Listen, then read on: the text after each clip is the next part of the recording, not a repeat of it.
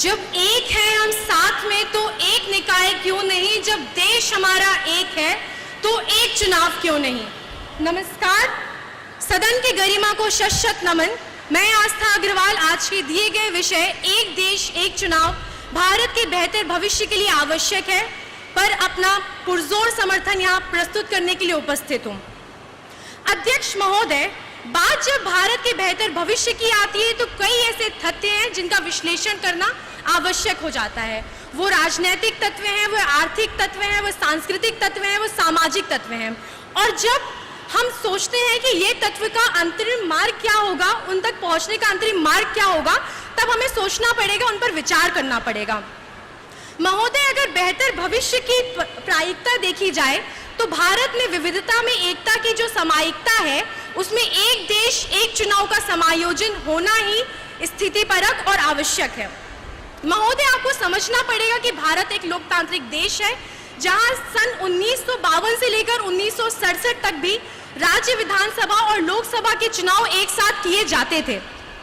फिर कुछ भिन्न कारणों की वजह से 1967 के बाद वो चुनाव अलग अलग आयोजित किए जाने लगे। समय बीतता गया और आज फिर से एक बार भारत के बेहतर भविष्य के लिए मांग यही है कि एक देश और एक चुनाव हो। और ये अभी की बात नहीं है, ये बहुत पहले से होता आ रहा है।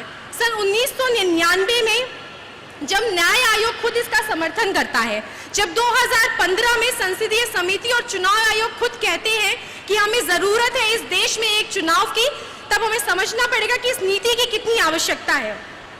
महोदय, मैं इस बात से पूरा सरोकार रखती हूँ कि चुनाव जीवंत लोकतंत्र की पहचान है और जनता मतदाता से लेकर नेता और राजनीतिक दलों का जो समन्वय बनता है उनका प्रारूप बनाते हैं।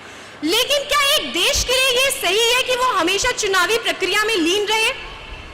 क्या एक देश के लिए ये चीज सही है? आपको समझना पड़ेगा, अगर आप लोगों से बार बार ये चाहते हैं कि वो आए और वोट करें, इससे वो निश्चिंत होते जाते हैं, उनकी चुनावी प्रक्रिया में रुचि खत्म होती जाती है। इसलिए अगर ये चुनाव विधानसभा और लोकसभा के चुनाव एक साथ एक समय पर किए जाएंगे तो लोग ज्यादा सतर्कता के साथ विचार कर आएंगे, उनकी भागीदारी बढ़ेगी।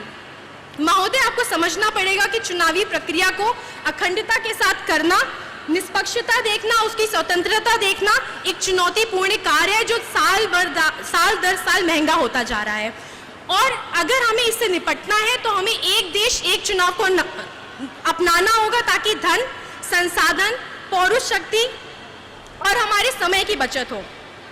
महोदय, मैं एक सवाल यहाँ पूछना चाहती हूँ कि जब एक देश एक चुनाव से हमें न्याय मूल्यांकन और मतदान करने का एक सीधा अवसर मिल रहा है तो हम इसे अपने हाथों से क्यों जाने दें?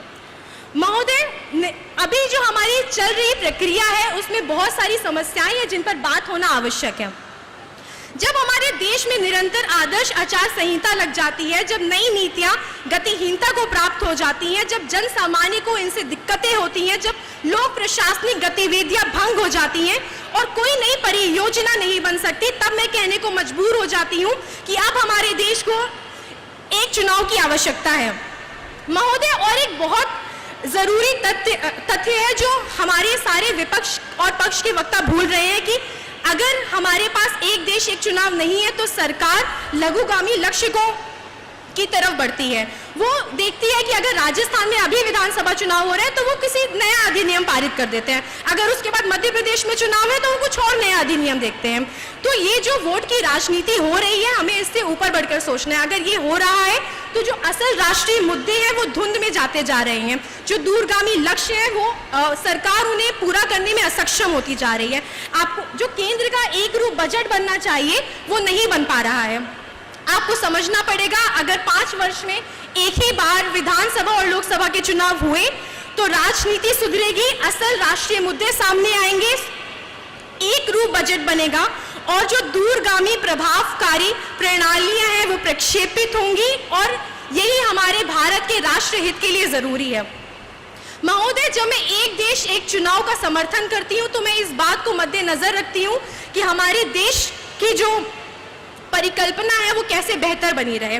महोदय, आपको समझना पड़ेगा कि इससे जो राज्य सरकार है उसमें स्थिरता आएगी, जनहित कार्य अच्छे से होंगे, जो नीति निर्माण है वो सुचारू ढंग से होगा, सरकारी मशीनरी की कार्य क्षमता बढ़ेगी, जो चुनावी ड्यूटीज बार बार लगाई होगी और शिक्षा और प्रशासनिक कार्य अच्छे से होंगे।